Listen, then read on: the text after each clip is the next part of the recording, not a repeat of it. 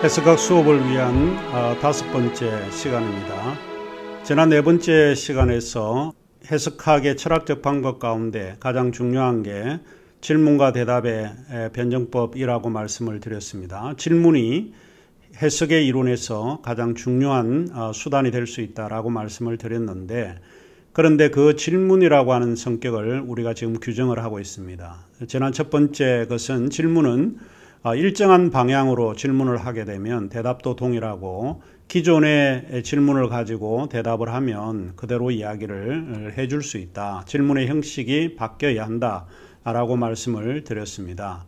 그 다음에 이제 두 번째 우리가 생각을 해볼 수 있는 것은 질문이라고 하는 것은 제한적 성격을 가지고 있습니다. 질문이 초역사적이고 시대를 넘나드는 그와 같은 질문의 형식은 존재하지 않습니다. 물음이라고 하는 것은 모든 시대를 초월하여 묻는 것이 아닙니다. 우리가 물음의 구조를 자세히 들여다보게 되면 물음이 시대의 문화와 그런 환경에 제한되어 있다는 것을 쉽게 알 수 있습니다. 간단하게 이야기하자면 우리가 하는 질문은 그 현재의 환경, 상황, 맥락이라고 볼 수 있죠. 그 맥락에 의존되어 있다라고 볼 수 있습니다. 그런 의미에서 질문은 제한적이다라고 하는 이유를 제가 설명하고 있는 것입니다. 이것은 물음이 매우 제한적인 성격일 뿐만 아니고 역사적이고 문화적 시대의 산물의 결과에서 의미를 드러낼 수 있고 파생되어진다라고 하는 이야기입니다. 따라서 맥락이 그 시대의 의미를 가르쳐주고 있습니다. 물음이라고 하는 것은 초역사적이고 무시간적인 성격을 가지고 있다는 보편성, 그와 같은 일반성에 대한 믿음에 저항하고 있는 것이 질문이라고 볼 수 있습니다. 다시 말하면 물음은 역사적이고 지극히 시대의 유산에서 시작을 해서 그것을 초월하지 못한다는 것입니다. 질문은 항상 그 시대 독자가 읽고 있는 혹은 설명하고 있는 그 맥락에서 해방되지 못한다라고 하는 이야기입니다. 그 누구도 그 시대의 물음에 종속되어 있다라고 이야기를 해도 틀린 이야기가 아닐 것입니다. 아무리 독창적인 해석가라고 해도 그가 묻는 물음은 그가 현 시대에서 늘 고민하고 번민한 시대의 아픔 속에서 발견하는 것들입니다. 그 시대의 맥락이라고 하는 것이 질문의 성격을 규정하고 있다라고 하는 것입니다. 현재 우리가 묻는 물음이 이전의 시대에 묻는 물음이 아닙니다. 지금 여기라고 하는 맥락에 관한 물음이다라고 이해해 볼 수 있습니다. 그래서 지금 우리가 묻는 아픔의 물음은 그 시대의 아픔의 물음이 아닌 겁니다. 과거의 아픔의 물음이 아니고 물음이라고 하는 것은 결국 현재 여기의 역사적인 그런 물음입니다. 그래서 물음이라고 하는 것도 하나의 제한적인 성격을 가지고 있다. 현재의 맥락이라고 하는 것이 굉장히 중요하다라고 하는 것입니다. 그래서 제가 생각하는 것은 맥락은 의미를 좌우한다라고 말씀드릴 수 있습니다. 하나 예를 이제 여러분에게 제시를 조금 해주자면 이제 그런 예를 제시해 줄 수 있을 것 같습니다. 누가복음 24장 25절에서 27절에 보면 이런 구절이 등장합니다.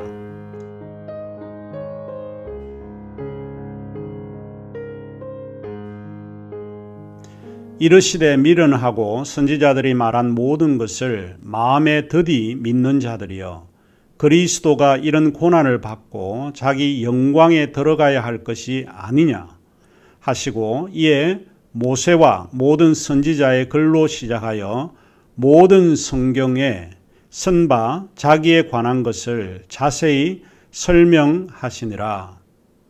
이 구절에서 예수님은 과거의 성경이라든지 모세나 선지자가 한 이야기를 가지고 현재 어떻게 이것이 일어나고 있는지를 설명을 해주고 있는 것입니다. 여기서 모세와 모든 선지자의 글로 시작을 해서 모든 성경의 선바에 대하여 예수님은 과거에 대한 것을 현재의 맥락에서 의미를 보여주고 설명해주고 있는 것입니다. 성경은 맥락이 굉장히 중요합니다. 맥락은 과거는 제한되어 있지만 현재 열려진 맥락은 질문을 통해서 의미가 살아날 수 있다라고 하는 이야기입니다. 이제 그런 의미에서 제가 말씀을 드리는 것은 현재의 맥락은 의미를 좌우할 수 있다 하는 이야기입니다.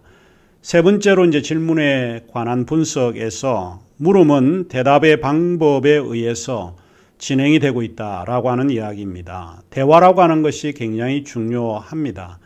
우리가 본문을 읽거나 텍스트를 읽을 때 그 텍스트는 과거에 쓰여진 것입니다. 그 시대가 어느 정도인지는 여러 차이가 있겠지만은 과거의 것입니다. 과거는 현재 독자가 과거와 부단한 대화를 통해서 이해에 도달하고자 하는 노력입니다. 여기서 우리가 기억해야 될 이 세 번째는 해석학적 방법으로서 이 물음과 대답의 그 도식이 대화라고 규정 짓고 있다 하는 것입니다. 대화는 우리가 간단하게 이제 설명을 할 때에 청자와 화자의 관계라고 말할 수 있죠. 듣고 말하고 듣고 하는 구체적인 실천 그런 행위에서 발생하는 그 같은 대화는 텍스트와 해석의 관계를 규명하는 작업을 유도하고 있습니다. 어떻게 그것이 가능한가 하는 것이죠. 왜냐하면 텍스트의 저자가 독자에게 반응하지 않기 때문에 그렇다라고 말씀을 드릴 수 있습니다. 따라서 책을 쓰는 행위와 책을 읽는 행위는 완전히 다르다, 차이가 있다라고 알게 될 것입니다. 글을 쓰는 행위에는 누가 부재한가 하면 독자가 부재합니다. 이제 앞 시간에서 제가 설명했던 부분인데 글을 쓰는 행위에는 앞으로 누가 내 책을 읽을 건지 독자를 염두에 두고 쓴 것은 사실 아닙니다. 독자가 부재한 상태이고 글을 읽는 행위에는 저자가 부재한 상태입니다. 저자가 어떤 마음에서 어떤 생각을 가지고 당시에 정확하게 그러한 글을 썼는지 엄밀하게 밝혀내는 것은 힘들 거라고 생각을 합니다. 이제 그래서 저자가 글을 읽는 행위에서는 부재한 상태다 이렇게 이야기를 합니다.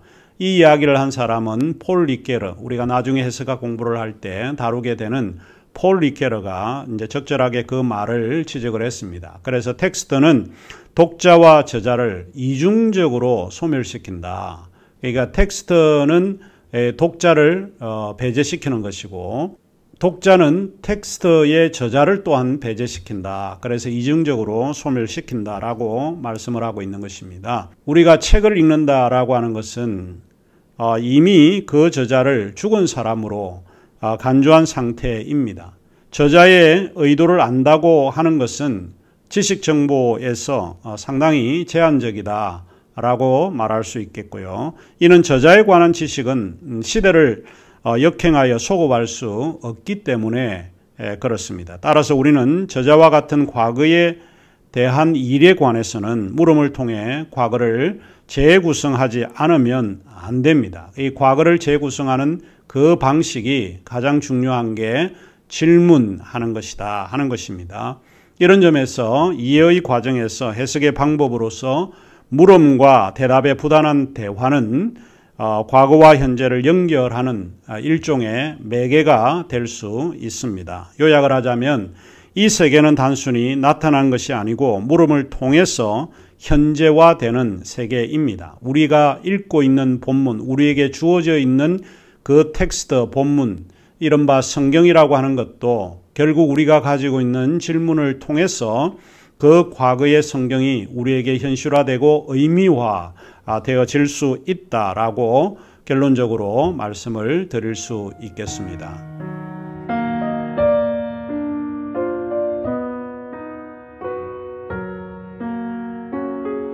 그 다음 우리가 다루고자 하는 것은 이 해석의 철학의 방법에서 인식론의 철학적 방법론입니다. 철학은 인식론이다라고 해도 맞는 말입니다. 인식론이라고 하는 것은 알매 문제이고 지식의 문제입니다. 모든 사람은 본성상 알기를 원한다라고 아리스토텔레스가 이야기를 했습니다. 이 말은 모든 사람은 알고 싶은 욕구를 다 가지고 있다라고 이야기를 하는데, 인식론이라고 하는 것을 간단하게 좀 설명을 해드리자면, 인식론은 에피스테메라고 하는 말에서 유래를 했습니다. 이것은 지식이라고 하는 뜻이고 학문이라고 하는 뜻, 그 다음에 안다라고 하는 그런 뜻을 가지고 있습니다. 라틴어로 이야기하면 사이언티아라고 하는 말이고 코그니티아라고 하는 의미로 사용을 하고 있습니다. 이것이 이제 인식인데, 인식은 곧 지식 이론이다라고 해도 틀린 이야기는 아닙니다. 그러면 인식론이라고 하는 것은 무언가? 인식론은 결국 합리성을 요구하는 것입니다. rationality라고 하는 것을 요구를 합니다. 우리가 어떤 해석을 할 때 합리적이지 않다라고 했을 때 우리는 받아들이지 않는 것입니다. 합리성을 요구를 하는 것이고, 자, 인식론에는 세 가지 것을 요구를 하고 있습니다. 하나는 합리적인 그 합리성을 요구를 하고 rationality를 요구를 하고, 또한 정당성을 요구를 합니다. justification을 요구를 합니다. 그 다음에 또 하나가 보정성, warranty를 요구를 합니다. warranty라고 하는 것은 이것은 어떤 근거에서 이것이 옳다라고 주장하는 내용이라고 볼 수 있습니다. 자, 인식론이라고 할 때 우리가 정의를 해보면 우리 교과서에 인식론에 대한 이해가 언급이 되어 있는데, 사유에 대한 철학의 포괄적이고 비판적인 방식의 주된 활동이다라고 정의해 볼 수 있습니다. 확실한 지식을 얻기 위해서 출발한 인식론을 보통 우리가 이야기를 할 때 회의론이라고 이야기를 합니다. 회의론이라고 하는 것은 스캡티시즘이라고 말을 할 수 있는 이야기입니다. 그런데 우리가 여기에서 확실한 지식을 얻는데 그 확실한 지식이 정말 확실한가라고 하는 것은 의문의 여지가 있습니다. 그러기 위해서 학문이 필요하고 그것이 정말 확실한가라고 생각을 하고 또 따져보기도 하고 묻기도 하고 하는 그런 형태라고 볼 수 있습니다. 제가 이제 발견한 것은 그것인데, 인식론이라고 하는 것은 진리가 아니다라고 하는 것을 우리가 받아들여야 될 것 같습니다. 인식론은 진리를 알기 위해서 하는 철학의 방법론이지, 인식론 그 자체가 진리다 이렇게 우리가 규정할 수가 없다라고 하는 것입니다. 간단하게 이야기를 하자면 인식론은 진리가 아니라 진리를 승인하는 방식이다 혹은 절차다라고 이해하시면 될 것 같습니다. 해석 자체는 진리가 아닙니다. 그런 의미에서. 그리고 오히려 해석은 인식적으로 이해하는 방법, 이해하는 절차라고 받아들이면 한결 이해하기가 쉽지 않을까 생각을 합니다. 인식론의 차이는 다양합니다. 현재 우리가 생각을 할 때에 현 정부에 대한 평가를 하더라도 한 사람이 가지고 있는 생각이 전체 옳다라고 이야기할 수가 없습니다. 어떤 사람은 옹호하는 쪽에 있고 어떤 사람은 반대하는 쪽에 있습니다. 이것은 인식론의 차이 때문에 그렇다라고 봅니다. 그 사람이 가지고 있는 인식론이 진리가 아닙니다. 진리는 인식론이 우리에게 제공해 주는 것이 아닙니다. 그래서 인식론이라고 하는 것은 진리를 승인하는 그런 절차, 작업의 하나의 과정이다라고 하는 것을 이해하시면 됩니다. 이를테면 우리가 설명해 줄 수 있는 것이 있는데, 중세에는 보통 가톨릭이 개신교를, 프로테스탄트를 박해한 사건이 가장 중요한 역사의 사건입니다. 그런데 중세 시대에 이런 박해를 가르쳐서 프로테스탄트에서는 역사에 대한 기록을 할 때에 어떻게 이야기를 하는가 하면 중세의 암흑시대라고 이야기를 한다는 겁니다. 중세의 암흑시대, darkness라고 하는 그런 표현을 써서 암흑시대다. 이것은 자유가 없었던 그런 시대고, 가톨릭이라고 하는 종교에 의해서 프로테스탄트들이 억압을 당했던 그런 시대라고 봅니다. 그런데 반대로 가톨릭의 입장에서 보면 이것은 암흑시대가 아닙니다. 가톨릭의 입장에서 보면 뭐라고 이야기를 할까요? 황금시대라고 말할 수 있습니다. 차이가 있는 것이죠. 그러니까 결국에는 인식론은 이런 두 가지 양태를 가지고 있다라고 볼 수 있고, 우리가 동학난이라고 표현을 하는 것하고 동학혁명이라고 표현을 하는 것은 크나큰 차이가 있습니다. 광주 사태라고 이야기하는 것 같고 광주혁명이라고 하는 것은 어마어마한 차이를 우리에게 제공해 주고 있습니다. 인식론은 관점을 허용하기 때문에 이와 같이 인식론에는 여러 차이들이 존재하고 있다라고 하는 것을 기억을 하시면 되겠습니다. 조금 전에 인식론이 진리가 아니라 진리로 승인하는 방법이라고 말했는데 만일 그렇다면 진리의 본성을 누가 결정할 것인가 하는 것입니다. 누가 어떻게 그 진리의 본성을 보는가에 따라서 진리의 성격이 다르게 나타날 수 있다라고 이해해 볼 수 있습니다.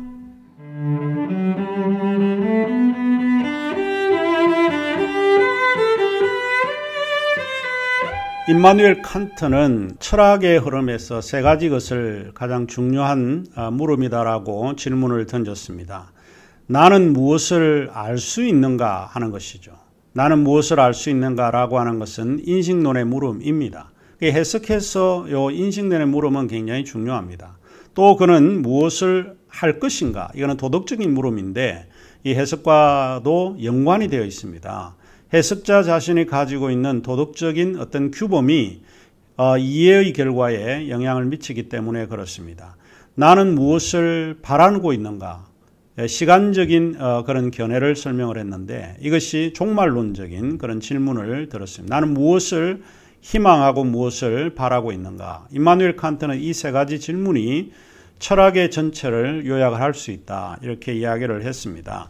그런데 이제 제가 조금 전에 이야기를 했지 인식론에는 여러 차이들이 존재한다라고 보는데 이제는 두 가지 것을 여러분에게 설명을 하려고 합니다. 이 인식론의 범주에는 두 가지가 존재를 하고 있는데 하나는 객관주의가 있고 하나는 상대주의가 있습니다. 동일한 사건이나 동일한 텍스트를 보더라도 어떤 사람은 상대주의로 해석을 할 수 있고 어떤 사람은 객관주의로 해석이 가능하다라고 보는 것입니다. 결국 해석 이론에서 가장 큰 갈등을 빚고 있는 것이 이런 상대주의와 객관주의의 문제라고 볼 수 있습니다. 그러면 객관주의라고 하는 것은 결국은 무엇을 이야기하는가 하면 객관주의는 지식의 토대, 규범의 토대가 존재한다고 믿는 신념을 이야기를 합니다. 반면에 상대주의는 어떤 지식의 토대가 존재하지 않는다. 규범, 절대 규범이라고 하는 것이 존재하지 않는다라고 믿는 신념, 이런 거를 이제 상대주의라고 이야기를 합니다. 그래서 객관주의적 해석과 상대주의적 해석이라고 하는 것은 해석에 대한 논의에서 매우 중요한 그런 개념이라고 볼 수 있습니다. 이 객관주의와 상대주의는 서로 갈등을 일으키고 어느 것이 옳은가라고 하는 이런 문제에서 인식론의 차이를 드러내고 있다라고 볼 수 있습니다. 해석의 갈등은 한마디로 이야기를 하면 결국 객관주의와 상대주의 문제라고 우리가 이해해 볼 수 있습니다. 그러면 객관주의는 무엇을 이야기를 하고 무엇을 의미하고 있는가라고 물을 때에 하나는 규범적이고 또 하나는 규정적이다. 똑같은 말이긴 한데 그렇습니다. 규범적이다. 그러니까 성경을 이해할 때에 성경이라고 하는 텍스트는 일종의 규범이라고 믿는 사람들은 다른 어떤 해석의 차이를 인정하지 않고 성경이 무엇을 말하고 있는가라고 하는 데에 집중적으로 이해를 하려고 노력을 하고 있습니다. 그러면 기독교 해석의 규범은 무엇을 이야기를 합니까? 여기에서도 이제 차이를 드러내고 있는데 어떤 사람은 성경이다라고 이야기를 해서 객관주의를 표명하는 사람이 있고 어떤 사람은 성경만은 아니다. 교회일 수 있다. 교회가 결국은 성경을 이해하게 하고 성경의 해석을 말할 수 있다라고 해서 교회가 절대적인 규범으로 본다라고 보는 것이죠. 그래서 이 차이도 여기에 나타나게 됩니다. 다시 말하면 교회가 성경을 해석해야 되는가 아니면 성경이 교회를 해석해야 되는가 라고 하는 문제입니다. 다르게 이야기를 하자면 라틴어로 표현을 하자면 솔라 스크립투라인가 아니면 토타 스크립투라 라고 이야기를 해볼 수 있는가 라고 하는 것입니다. 간단하게 이야기를 하자면 교회가 성경을 해석해야 하는가 아니면 성경이 교회를 해석해야 합니까? 여러분은 어떻습니까? 성경이 교회를 해석해야 된다라고 여러분이 이야기를 하고 또 말할 수 있을 거라고 생각을 합니다. 그런데 문제는 성경을 통해서 우리에게 전달될 때에 그 성경도 일종의 해석을 가지고 우리에게 전달하고 있다라고 하는 것을 생각하지 않을 수 없다라고 보는 겁니다. 이와는 달리 이제 상대주의적 해석이 있는데, 상대주의적 해석은 상황적이고 비규범적입니다. 어떤 절대 규범, 획일화되지 않는 그런 형태라고 주장을 하고 있는 것이죠. 기독교 해석의 규범은 무엇입니까? 여러분이 생각할 때 기독교가 주장하는 규범은 무엇입니까? 성경일까요? 아니면 상황일까요? 환경, 이런 것이 일종의 기독교의 규범일까요? 경험이 성경을 해석합니까? 아니면 성경이 경험을 해석해야 합니까? 우리가 이런 생각을 좀 잘 안 하고 있는데, 성경은 경험을 결정하는가? 아니면 경험이 성경을 결정하고 있습니까? 아니면 이 둘 다가 성경이라고 하는 텍스트를 읽게 될 때 이 두 가지 조건이 성경 읽는 거에 참여하고 개입된다라고 생각하기도 하겠죠. 어느 것이 우선순위냐? 이것을 결정하는 것은 쉬운 일이 아니다라고 보는 것입니다. 제가 하고자 하는 이야기는 그것입니다. 해석의 관점에서 보면 객관주의 해석, 상대주의적 해석이 쉽게 우리가 생각했던 것만큼 결정이 되기가 어렵고 결론 나기가 쉽지는 않습니다. 이런 점에서 해석이라고 하는 것은 상당히 복잡하고 어려운 학문이다라고 말씀을 드렸습니다. 쉽게 이해하자라고 해놓고 해석이 어렵다라고 이야기를 우리 교수님께서 하시면 어떠냐, 이렇게 이야기하면 할 말이 없는데, 일단 어렵다라고 하는 것을 알고 하나하나씩 좀 풀어가는 것이 더 중요하지 않을까 생각을 합니다. 그러면 우리가 6번째 시간에서 다시 여러분을 뵙도록 하겠습니다.